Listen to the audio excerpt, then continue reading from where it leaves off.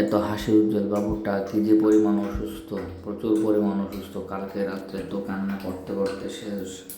বলতেছে রাত 4টা বাজে ঘুম থেকে উঠে বলতেছে, বাবা আমাকে ডাক্তারের কাছে নিয়ে যাও, ডাক্তারের কাছে নিয়ে যাও, ডাক্তারের কাছে নিয়ে যাও।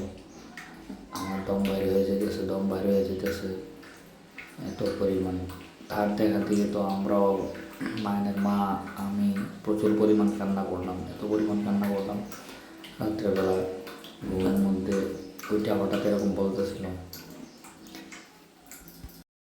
গতকালকে আবার মায়ানকে ডাক্তার দেখায় আসছে, যে ডাক্তার তাকে 2-3 বয়স থেকে দেখে।